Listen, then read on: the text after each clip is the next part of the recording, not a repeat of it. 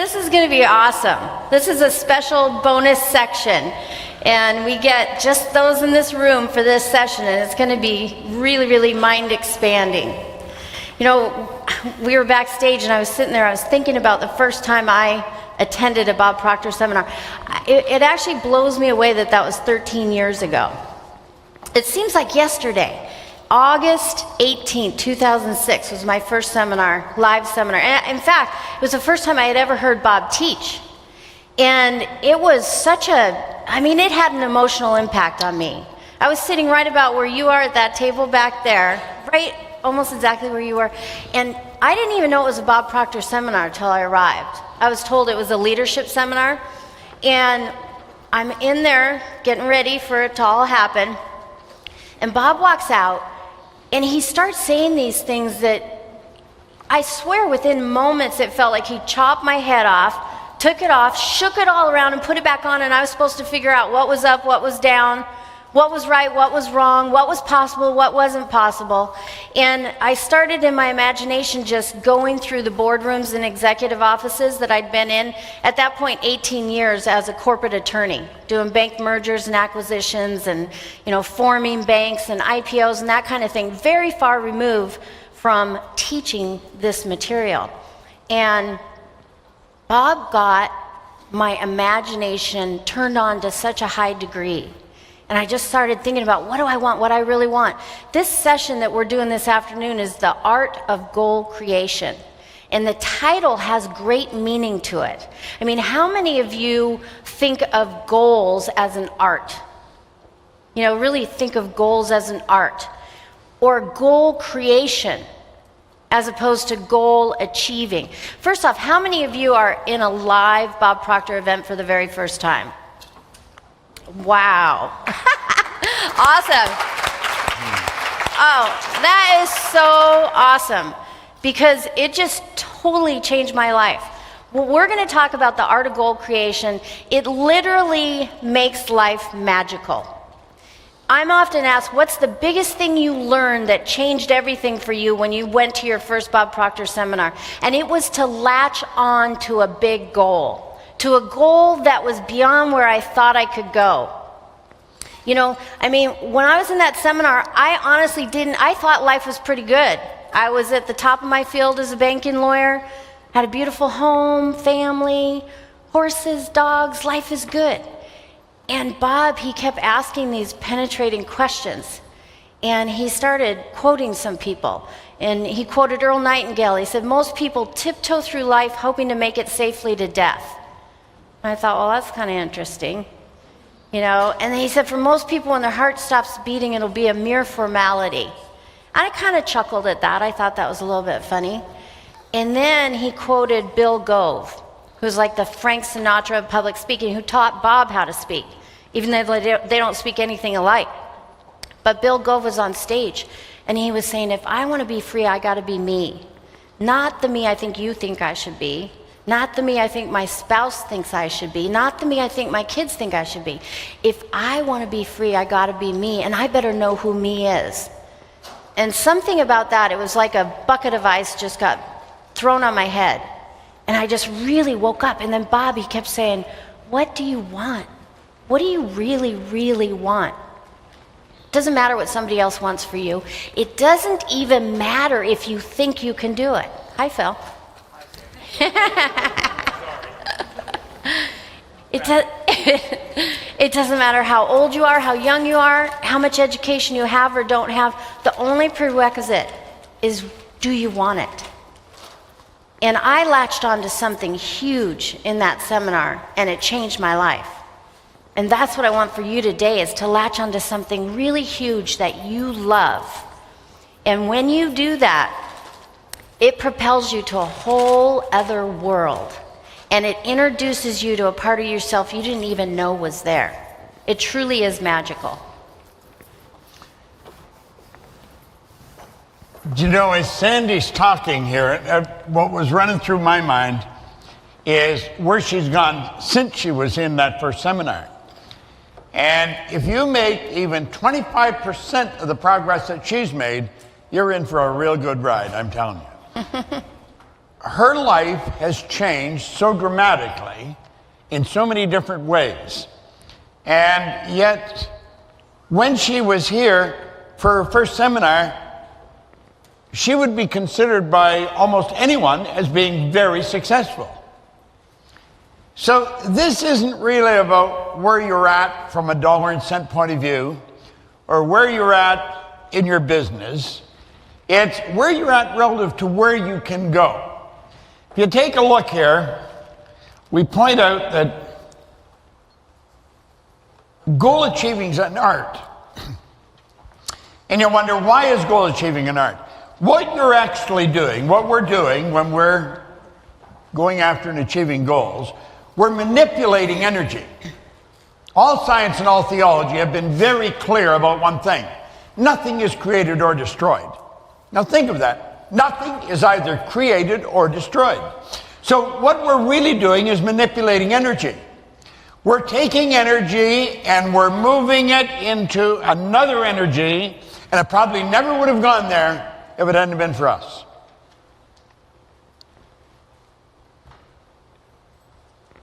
Goal creation, I believe, is what we're here for. I think that's why we're here. We're God's highest form of creation. There's nothing on the planet that will equal you or me. Most people, unfortunately, they're stalled somewhere in life, and they stay that way. And there's no need of it. Now, I was fortunate. Someone woke me up when I was 26.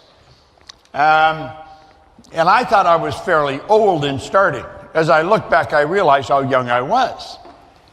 Because there's no one that can even guess at what you and I are capable of doing. Now, as we go through today, tomorrow, and the next day, 2 or 3 days, let me explain it this way. I was speaking to a group in Las Vegas a couple of days ago. There was about, I don't know, around 5,000 to 6,000 of them. And I pointed out that I'm not a motivation speaker. That's what people buy sometimes, but that's not what I am. I see myself more as a teacher than a speaker. And what we're going to teach you is absolutely incredible information. It's not taught in school. It's not taught in very many homes. And it is the reason so many people in life are stuck. And think about this for a moment. We have people go right through our educational system, and they come out and they've got multiple degrees in many cases, and yet they're stuck. A clear 95% of the population just aren't making it happen. And they know they're capable of doing better, but they're not sure why or how. They've got degrees coming right off the end of a business card. And yet they're in debt. They can't even pay their school loan. School loans, I understand, are higher than credit card debt. I mean, it's just absolutely ridiculous amount of money that's owed.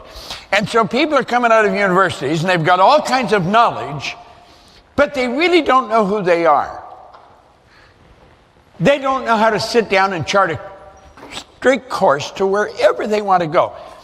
When I was first given this book, the man said to me, if you'll do exactly what I tell you, you can give anything you want. Now, I didn't believe that.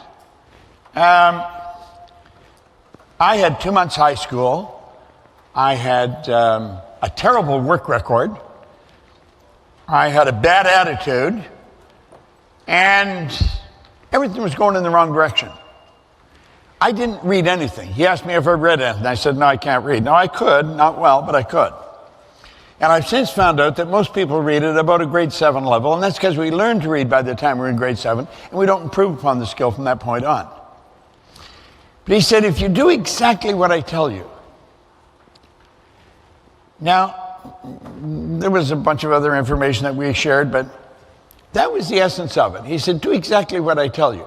I had never done what I was told. I was the kind of kid that was going in the wrong direction all the time.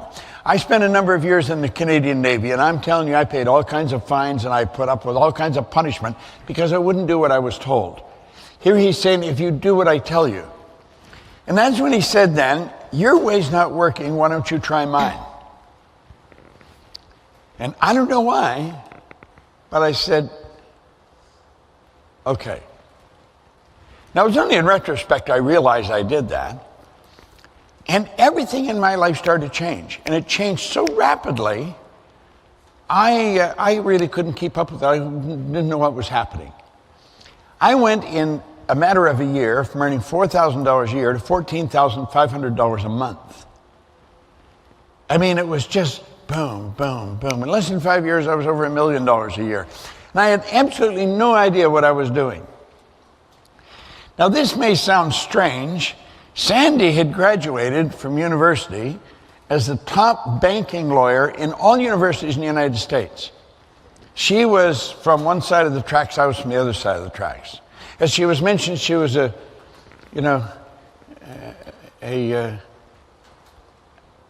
lawyer that was merging banks, buying banks, selling banks, turning them public. I mean, she was so far removed from me. But as we talked later on, she had no idea why she was doing so well. She didn't know why. So she was what you call an unconscious competent. Here we are from opposite side of the tracks, but we hit a point where we're doing just about the same things. We're accomplishing the same things. Neither one of us knew why. Now, I was living in England. I had opened an office in England. I was living there, and I was earning all kinds of money, and I knew where the money was. I really didn't care what I did with it. I was totally irresponsible. And I would go down to the Playboy Club. It was on Park Lane down by the London Hilton, and I'd play roulette. And I didn't care if I lost because I knew where to go and get more money. But one day I thought, this doesn't make sense. This is not being responsible. I don't know, something moved me. And so I started to wonder, why am I winning? Because the change was so dramatic in my life. And I didn't know why. And I couldn't find anybody who could tell me. Now, I had obviously been doing something very right, but I didn't know what it was. If you had asked Sandy, because I was asking her questions, and she couldn't tell me why she was so successful at what she was doing. And so I made up my mind I was going to figure it out. I was going to find out. And I couldn't find anybody that could tell me why I went from losing to winning. And I mean really losing, really winning. No one could tell me. And so I started to study. It took me 9.5 years. Now, when I got the dots to connect, all I wanted to do was teach it to other people. When I figured out why I changed, I knew that if I could change the way I did, anyone could. I had to figure out, though, what I did. And I did figure it out. It took me 9.5 years. And that's when I figured out, I'm going to teach this. Because I wanted everybody to have what I had. And I have seen some phenomenal changes take place. Now, I started to spend time teaching this to Sandy, and I watched her put it together, and bang, bang, bang, marvelous things started to happen. In fact, she changed our company so much, it was like night and day. And we'll tell you some other stories about people that we've worked with, corporations. I've worked with the largest insurance companies in the world. We saw Prudential sales, one VP told me it went up over $1 billion. We changed the whole company. We went Metropolitan Life, and then Great Eastern over in Asia. Everywhere we went, results were just springing up all over the place. And that is really because we were helping people understand who they are. See, there's all kinds of goals programmed. Now, this is a bit of a phenomenon. We learned a lesson here. We advertised we were going to sell a gold seminar for 3 or 4 days. We were having trouble selling it. Mikey said, let's take it back to the paradigm shift. Boom. It went like a rocket. We sell it out. Now, that's because people think they know how to set goals, and the truth is they really don't. They really don't. They do not know how to properly set and achieve goals. And the ones that do, they can't articulate on what they're doing. I was talking to Keith yesterday, and his business has changed like night and day. And yet what we taught you is pretty simple. Would you agree with that? There's nothing complicated about it. But like that, he started earning millions of dollars that he wasn't earning before. We've seen that happen time and time again. It happened with Sandy, and then it started happening to me again when I figured out what I had done. So what we're going to be doing here today, and then for the rest of the week, is we're going to teach you some of the things we found out about how and why this worked. Now, you've got an exercise book here, and we point out, if you just look on page 3, we say the concept and laws incorporated into this goal creation lesson are universal. They'll work for every person. See, yet doesn't matter what you're doing, it'll work. I've gone into prisons with it, it's worked there. I've gone into schools, gone into corporations. Doesn't really matter where it is. Now, this section is designed to help you bridge the gap between where you are and get your imagination going where you want to be. If you look on the very first page, we point out here, goals are where you're able to express your unique gift of creation. But that's only if you're setting the goals properly and you're doing it the way it should be done. Now, Sandy, I want you to share with the group, what was the biggest thing you learned when you started to get into this to really make things happen? Well, the biggest thing I learned was how to set the goal and why it's important to set the goal as something beyond what you think you're capable of doing. I mean, to me, that sounded so incredibly illogical. And, you know, in fact, one of my mantras when I first started really getting into this was do the illogical, which as an attorney was a crazy thing. But I mean, sometimes I would say that over and over and over, do the illogical, because your paradigm is keeping you in a box you don't even know you're there. And it's so important to set the right goal, because if you don't set the right goal, you stay in that box. You might, you know, bounce off the walls, bounce off the ceiling, but you're staying in there. When you set a goal that's way beyond where you are, it inspires you and propels you to move past the obstacles that you're going to encounter, to move past the criticism of people around you that you're going to encounter. It's going to cause you to go through the difficult changes you have to make to change your paradigm.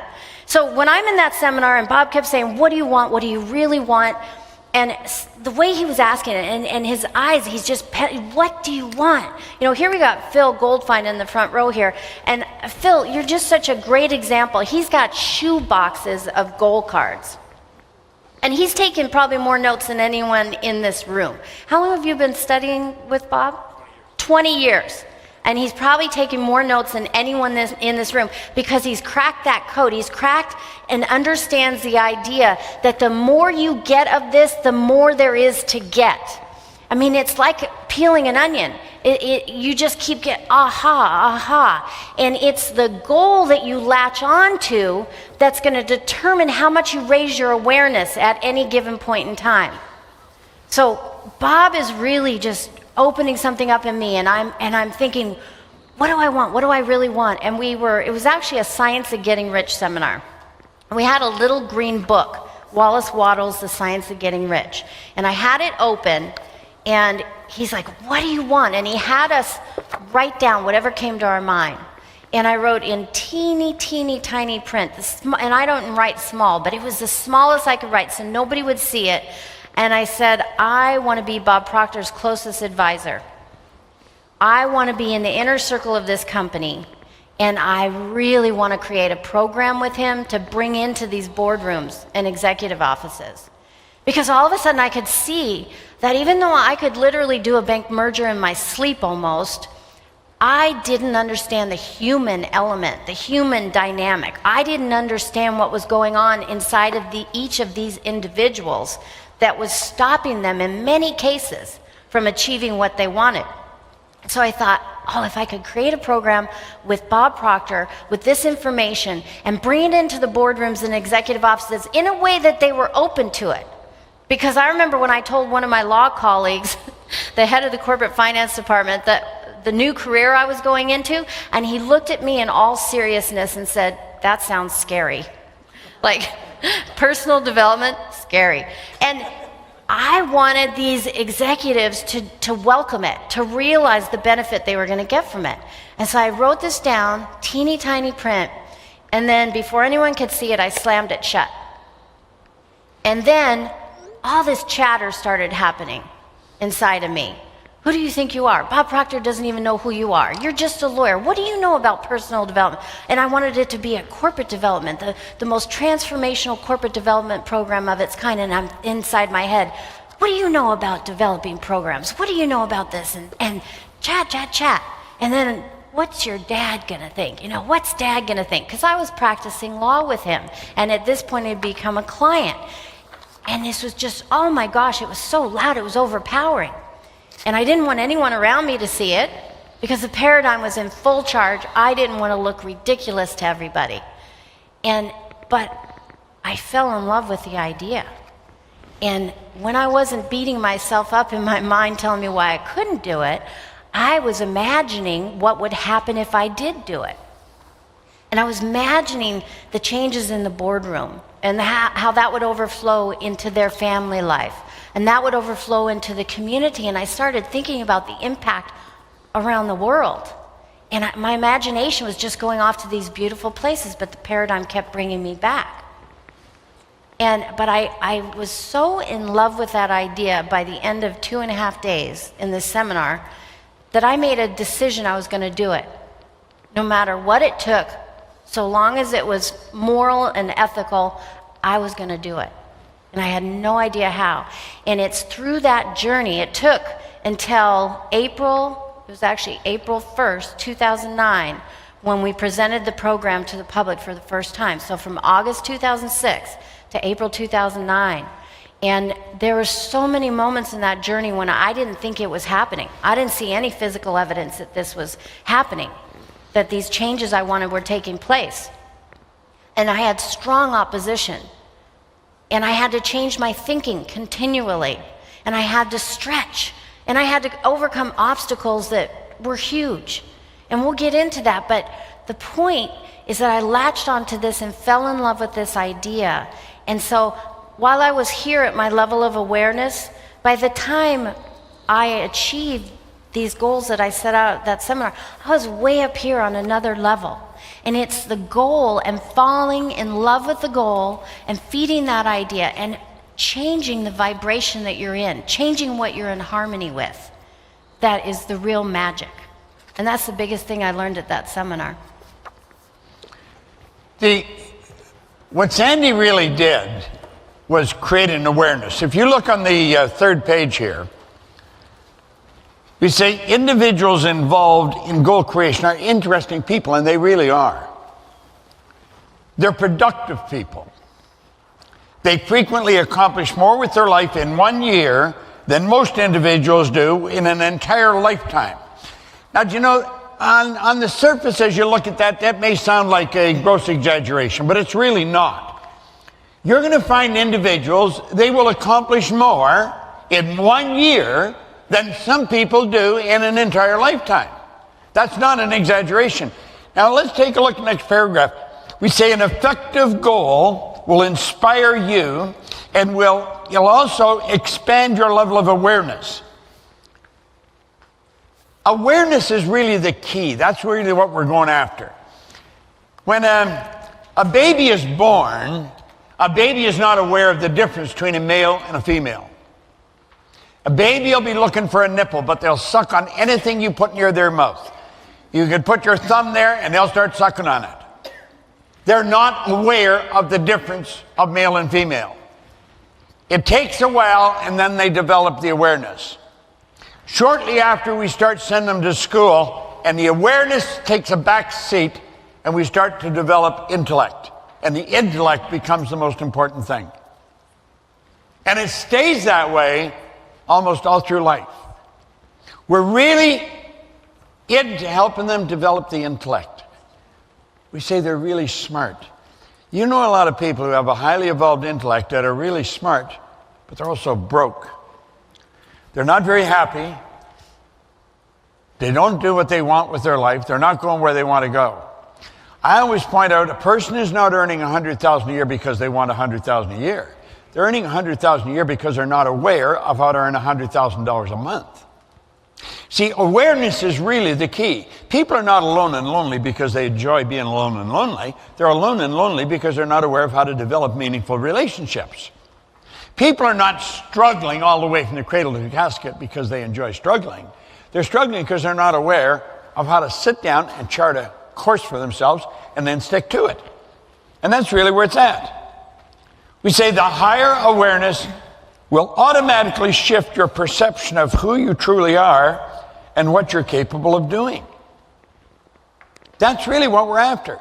If somebody had asked you who you are, what would you tell them? See, most people are really at a loss.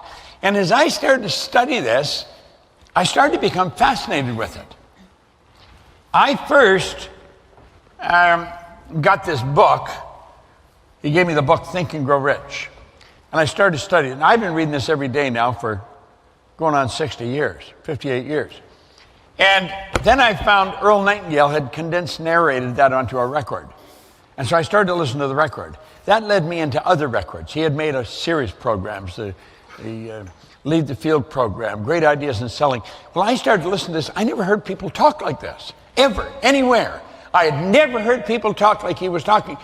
And in looking back, I became addicted to listening to those records.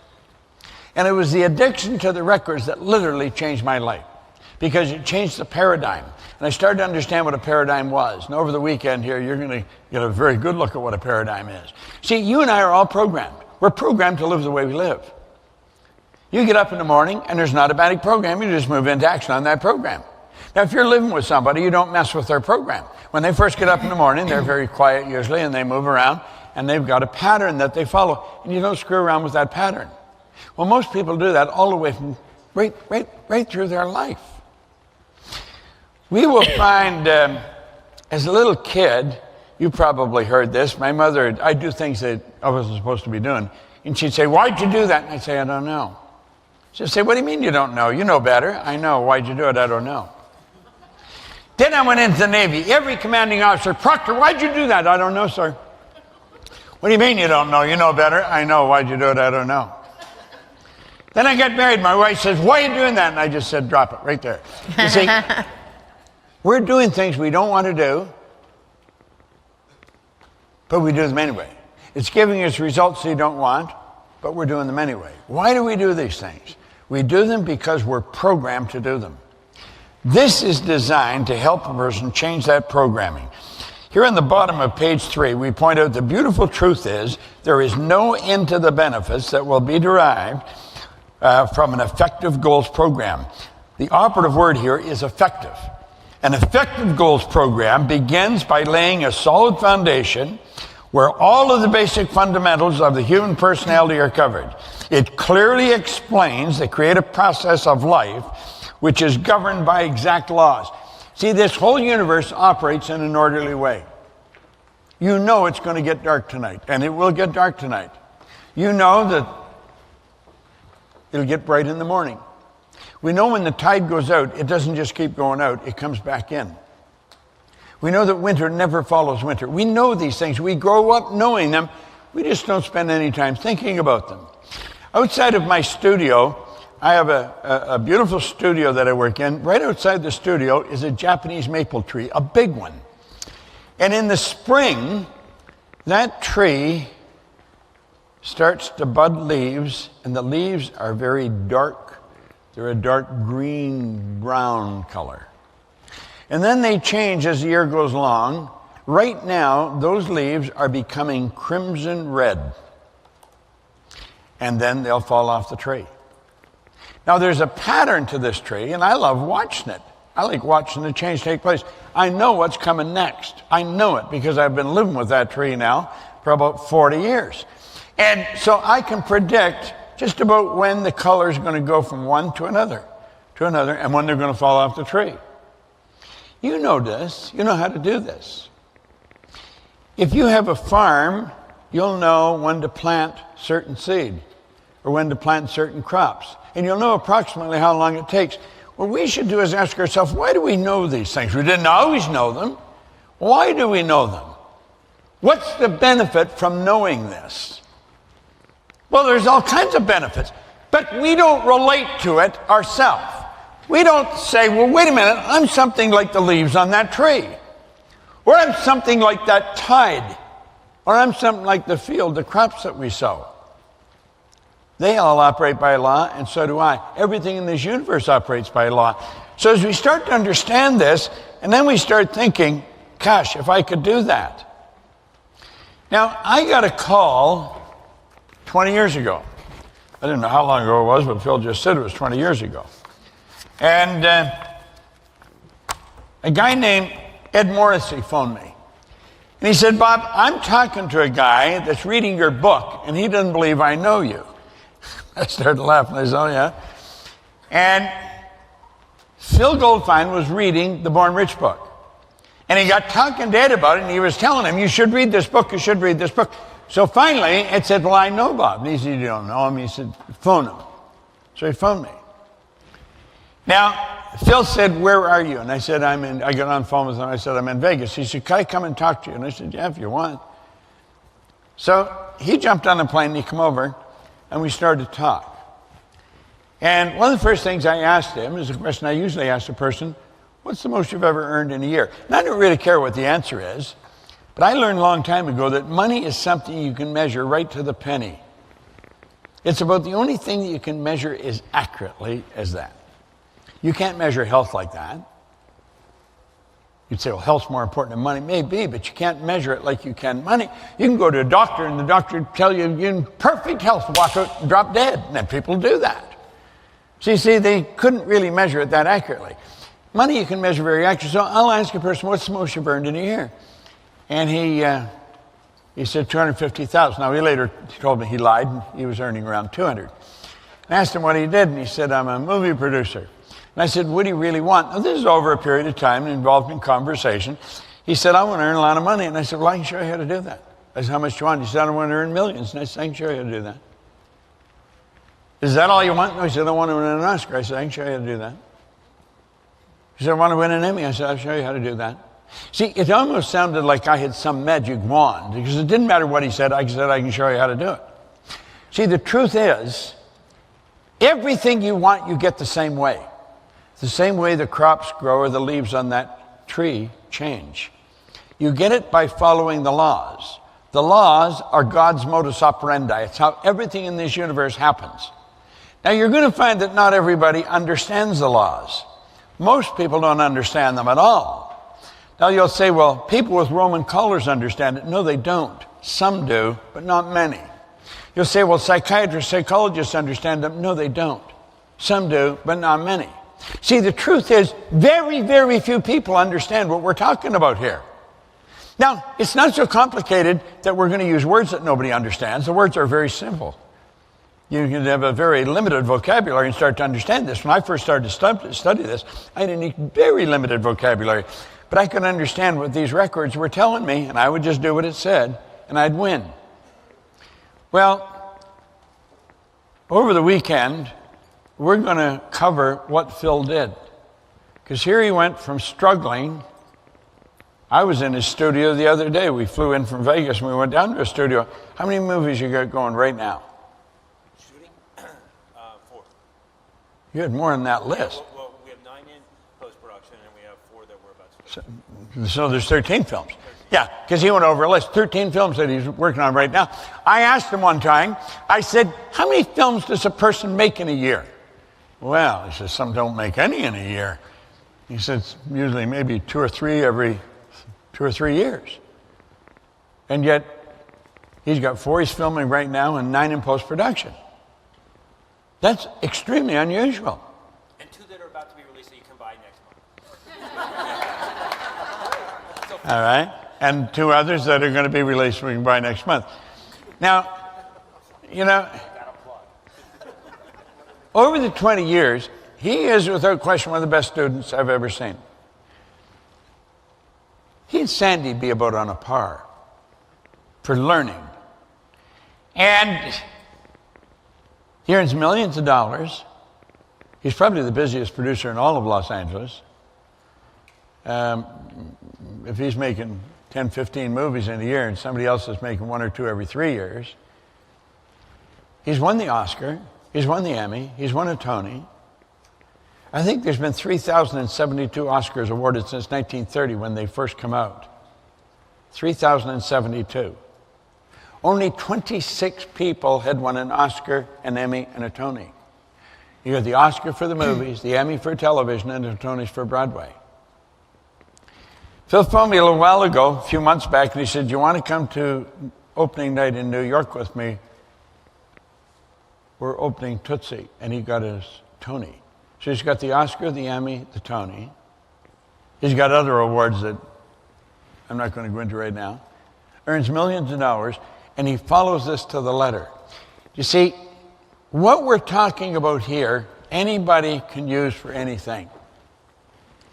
Sandy's used it. She was looking at a house, and the house was quite a ways out of what she thought her reach was. And I said, "Well, do you want the house?" And, "Well, yeah." She said, "I want it." I said, "Okay, then that's the only prerequisite." See, the only prerequisite to get what you want is, do you want it? You don't have to know how you're going to get it. You don't have to know where the money is. Now, this sounds so absolutely ridiculous to the average individual that it's rejected. But the truth is, the Wright brothers didn't know how to get the plane off the ground until after they got it off the ground. I had the good fortune of working with Ed Hillary on 2 or 3 occasions. He didn't know how to get to top Mount Everest until after he got there. Nobody had ever been there. Nobody had ever taken a plane in the air. They were the first to do these things. But they did them the same way. You see, the only prerequisite is, do you want to? Now, what did I tell you to do with that house? See, this is the part you have to understand, is you got to be willing to do. Remember I said do the illogical? Yeah, well, she's a lawyer. Yeah. And they deal with precedent and logic all the time. Yeah, well, this is beyond do the illogical, because how many of you, when you go shop for something like a blouse or something, you look at the price tag first to see if you like it? Honestly, how many? Yeah. Or how about if you're shopping for real estate? You know how the books are divided into price points? And you go straight to the point where you think you should be? Yeah. Well, I used to do that too. And when I started going to Bob Proctor seminars, I quit looking at price. And so I had been looking for a place for a long time. I was living down in Malibu at the time, but I'm from the Pacific Northwest. And I was getting ready to go visit Cynthia Kersey, who had a place. She runs the Unstoppable Foundation, and we do a lot of work with them. And she has a place on Whidbey Island, Washington. And so I Googled luxury waterfront homes, Whidbey Island. And I came up, there was a whole list of things, but the third one jumped out at me. And so I clicked on the third link, and the third link in that link jumped out at me. And it was this home on Mutiny Bay, and there was a virtual tour.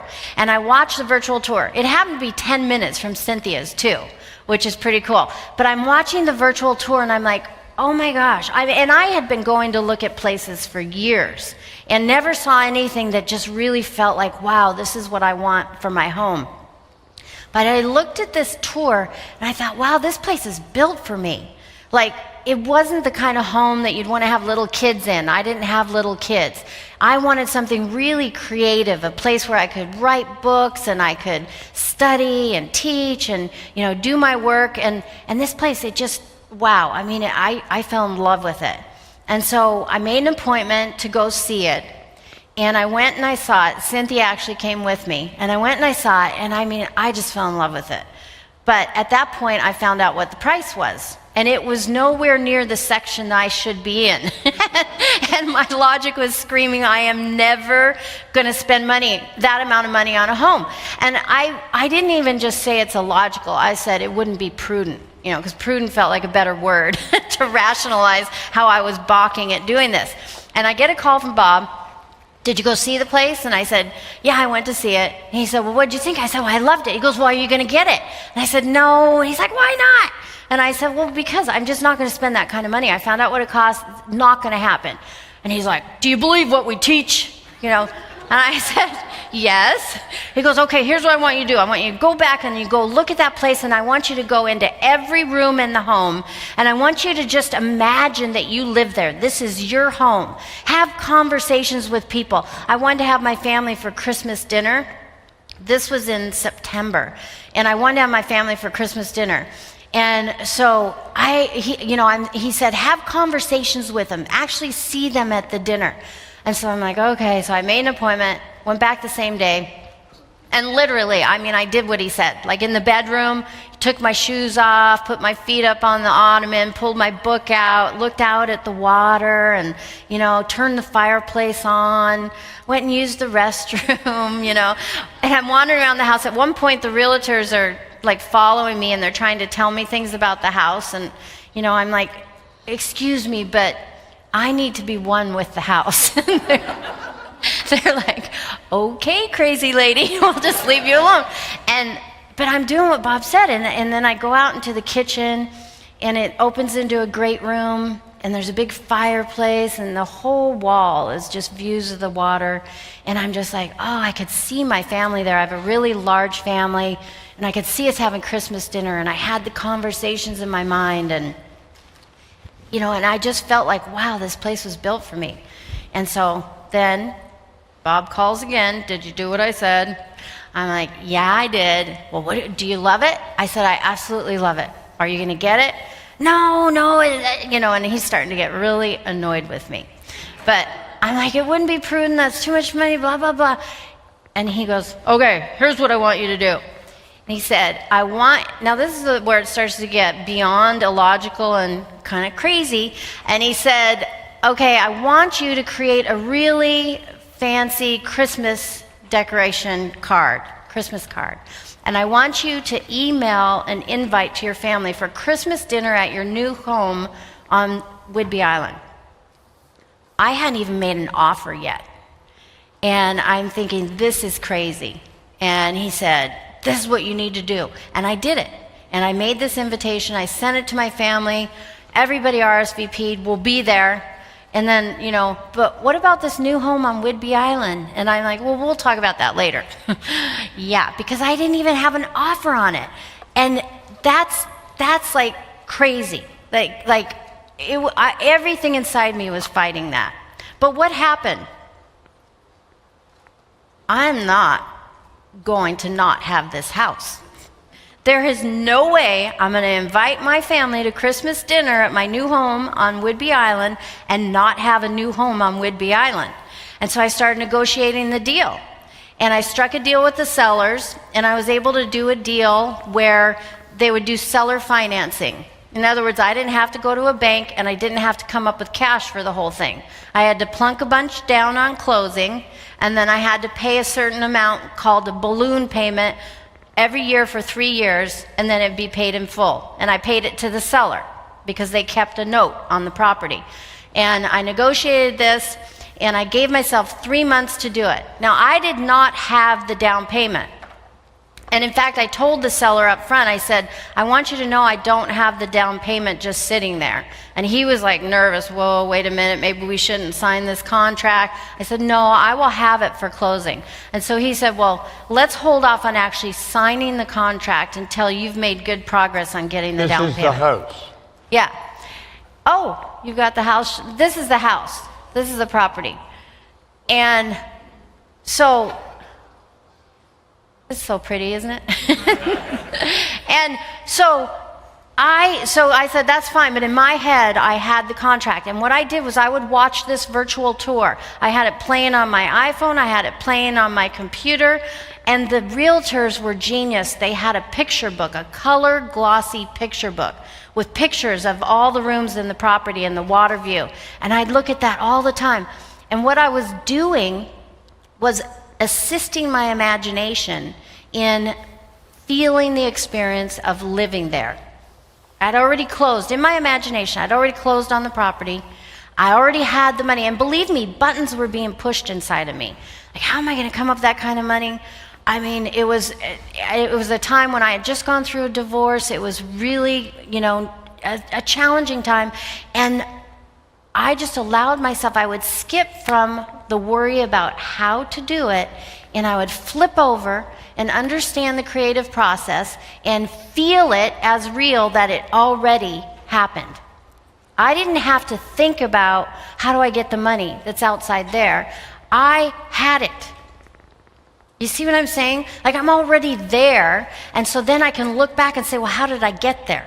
And I can piece it together. It's a huge flip in your mind. You don't think of the place outside of you, you think from that place. And this is what we're going to get into about being in harmony with the laws, about being part of the creative process, about understanding something that we're never taught in school, that is the real power. And it seems so simple, but when you try to do it, it's not so simple. And you have to overcome all of that resistance inside and outside of you. And I did that, and I just kept flipping the switch. Already happened. Already have the down payment. Already paid all the balloons off. Haven't had the Christmas dinner, wonderful Christmas dinner, wonderful experience. And I'd feel so good thinking about it. And I ended up closing early. I put more down than I had to, and I prepaid every balloon every year and had it paid off in full. There's huge power, but you have to be willing to do those illogical things. You see, I think the thing that made Sandy different and Phil different, they would do what I suggested, even though it was right out of the box. It was absolutely ridiculous to the average way of thinking. But you're not going to live an extraordinary life if you're going to operate with the average way of thinking. Most people never really make it happen big. And they're surrounded by people who do play it safe. You can't play it safe and win in a big way. See, I don't think God's designed us the way we're designed to play it safe. I don't buy that. I think we're designed to step out and really make it happen in a big way. It's like Ray said to me when he gave me that book, he said, listen, your way's not working. Why don't you try mine? Well, you know, that clicked, that made sense. My way wasn't working. His way was. Guy always had money. He was happy. He was always working on some exciting project. I wasn't any of those things. Sandy was playing everything safe. And when she went to look at that, that was the first real big move for her. And the beautiful truth is she did everything I suggested. I said, go and sit in the room. Tell the realtor to leave the house, and you're going to be there for a while. Sit in the room and mentally play with yourself. Get your mind going. Live in that room. Make believe you're just come home and you're wandering into that room. Then go to another room and another room. And take the time to sit and get real comfortable. Live there. Experience what it's like. I had Phil stand up in a seminar right here in LA. He had been nominated for an Oscar, but he hadn't won it. The odds of winning are pretty ridiculous. You have a better chance of finding a pearl in an oyster than winning an Oscar. I think you stand 3.8 times more likely to get struck by lightning than win an Oscar. The odds of winning are ridiculous. I had him stand up and give an acceptance speech in front of a whole seminar full of people. The following week, he had the Oscar. Sandy lived in the home. She had all the people come, her family. She had a beautiful invitation sent out to them when she hadn't even put a deposit on the house. She didn't know how she was going to do it. You see, if you stop and think, if you take each individual in your own situation, it's so illogical. But let's think about the people that have made it happen. How about the Wright brothers? They were bicycle mechanics in Dayton, Ohio, for goodness sake. Their dad was a bishop in a Reformed church. He told them they were going to burn in hell for suggesting they could fly. So, I mean, there wasn't a whole lot of support in their immediate environment. But they got it in the air. Sandy got in the house. Phil got the Oscar.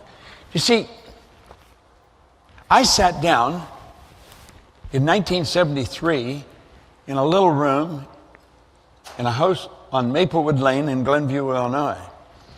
And I took my pen, and I said, I'm going to build a company that operates all over the world.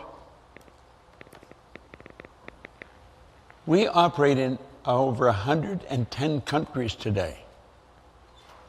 I had absolutely no idea how I was going to do that. I didn't have the money to do that. I didn't have the help. I was all by myself. I had nobody helping me.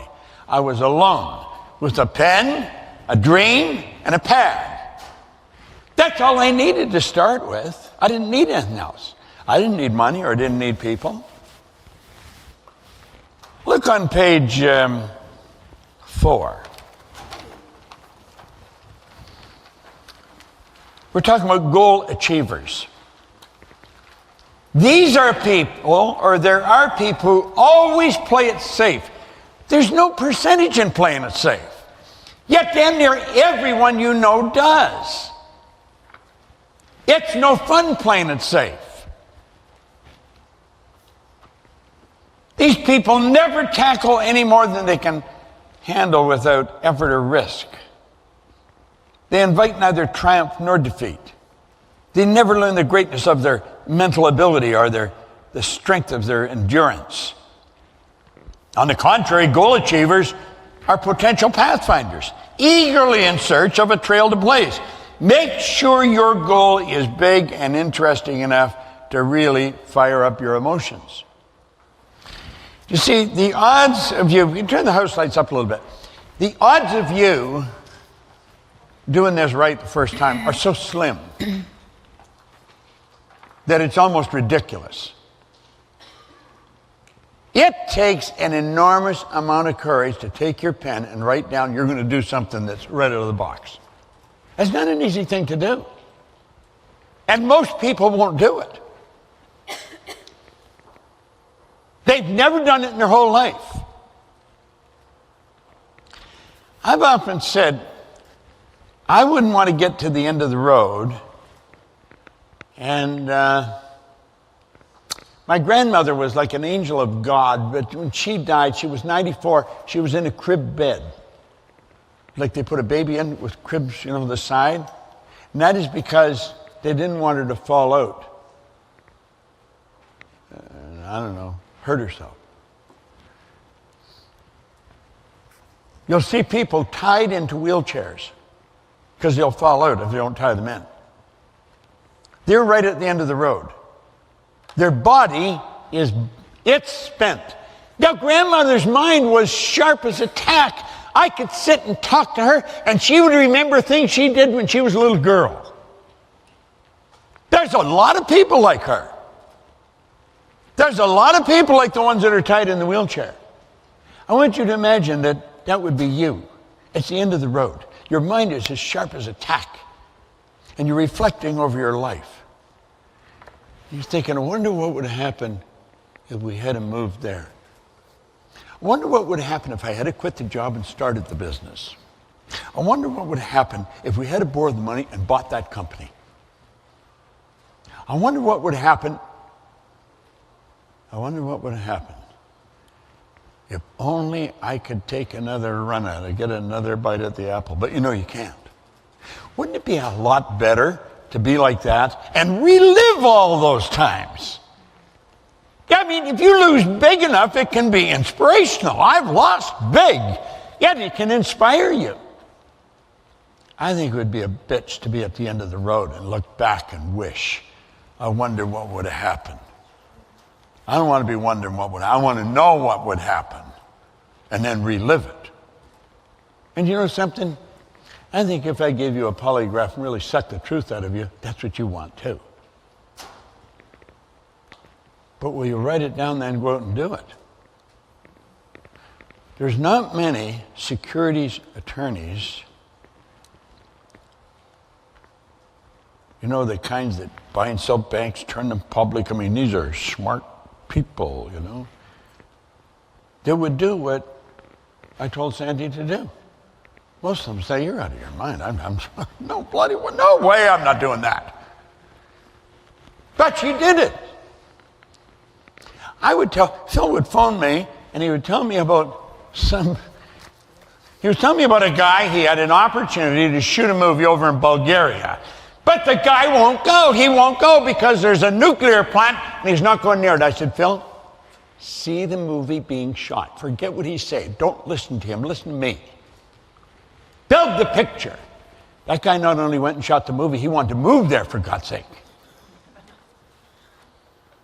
I remember one of the big companies were going to sue him. They were suing him for a lot of money. I said, forget it. Don't even think about it. They're not going to sue you. They're just trying to rattle your cage. They're causing you problems. You know, they got lawyers. That's all they got these lawyers for. I said, they're going to throw it all out, isn't it? You know something? You know something? They threw it all out.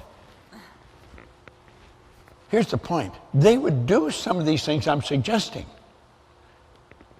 You can ask yourself, will I do what they're going to suggest? See, it's not going to cost me anything if you do or if you don't. I'm doing what I'm suggesting. I'm doing it. Take a look in a second. The goal achievers make their own decision. Only you can decide. You see, it would have been so natural for Sandy to go to her dad. Her dad was an attorney. He was exactly the same as her, and a very good one, and he was her mentor. And she knew if she went to her dad and explained what I'm telling her to do, he'd say, honey, you don't need all that. Don't do that. The guy was so practical. Nice guy, but very practical. So she didn't go and ask her dad. You know, it's sort of nice having her and Phil here because they have both done these things the way I've lived my whole life. Like there's a side of me everybody thought was crazy. I thought of myself every now and then. But only you can decide what your goal is going to be. Now, you may be sitting there with your spouse, and the odds are pretty good you'll say, well, what do you think, honey? Don't do that. Don't ask your spouse. When you got married, they didn't say this is an ownership. It was a relationship. We're not supposed to ask somebody else if we can do something. We're born free. God gave us the ability to choose. It takes guts to live this way. Now, if you want to play it safe and just do what the other people think, read what he says in there about opinions. He says everybody's got a flock of opinions ready to be urged upon anybody that will accept them. Yet it won't cost you anything. You can get opinions, it won't cost you anything. And that's what they're worth. See, why shouldn't we ask somebody? I'm not saying don't brainstorm with somebody, but when you follow your heart's desire, see, there's perfection within you. There is actual perfection. You're created in God's image. Perfect. There's perfection within us. There's a spark of idealism in our heart, inside of us. Yet it's that perfection that's seeking expression within through us that's causing us to want. My dear grandmother that I was talking about, I mean, God bless her, she was an angel of God, but she didn't know. Yet she kept saying you should be satisfied with, well, she was wrong. You should never be satisfied with what you've got. You should be happy with it, but not satisfied. Dissatisfaction is a creative state. It's the spiritual essence of who you are wanting to open up in your consciousness. That's where wants come from. Now, when wants come from the inside, you don't have to go and ask anybody, what do you think? You know. You know. It takes courage to live this way. I had the good fortune of working with Ed Hillary. The only difference in him and anybody else I know was his size. He was a big guy.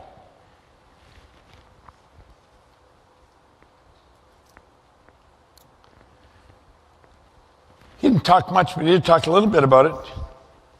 He was a beekeeper in Auckland, New Zealand. A beekeeper. Whatever possessed him to think he could go and stand on top of the world, but no one in all the history of the world had ever done that. And many that have tried have died. There's people up there encased in ice. They're never coming down. They died, and the people that go up there, they haven't got enough strength to dig them out of the ice. They're going to stay there forever. Everybody in his family thought he was out of his mind. He went in 1951, and he missed. He didn't get to the top. He failed. And they went back to Auckland. And in 52, he went back to Nepal. Now he told me, many of his family and friends got angry with him because he was going. They said, "You're going to die. You got an obligation to your family, you know." But he went back, and he failed again. It was considered impossible. No one could get to the top of that mountain. No one ever had. Yet in 1953, he went back. Now, he was running into all kinds of opposition from his loved ones. But in 1953, he and Tenzing Norgay stood on top of the world. Do you know there's been over 1,000 people do it since then? But they were the first ones. I think probably Sandy's the first in her family to accomplish what she's accomplishing. I was the first in my family. You see, most people don't do what they want. Now we say only you can decide what your goal is going to be. Although another person, your spouse, your parent, employer, or associate may offer suggestions, you and only you can make the final decision. No one else can help you. There's no one in the entire world capable of setting your goal for you. If they try, and they probably will, do not permit it to happen. You will not commit yourself to someone else's goal or one you set to please someone else. You just won't do it.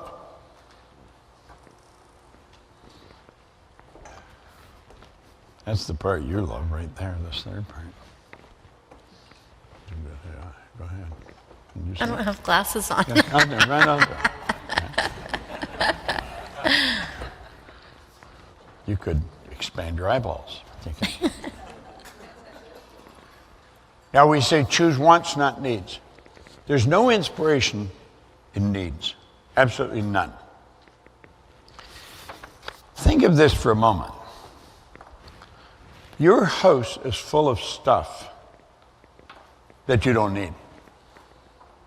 You know why you got it? Because you wanted it. That's the only prerequisite for a goal. You got to want it.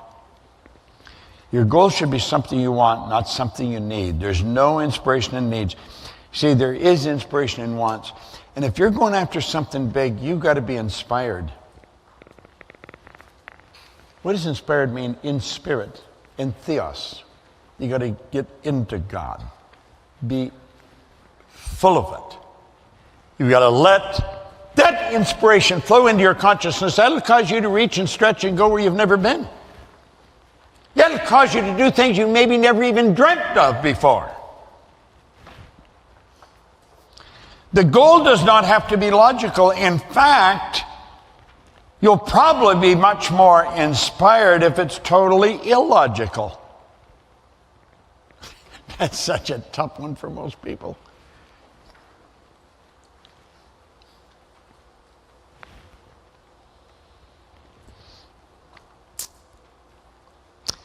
The road to your goal may be a rough one. Therefore, it's important for you to be very emotionally involved with the idea of reaching the goal.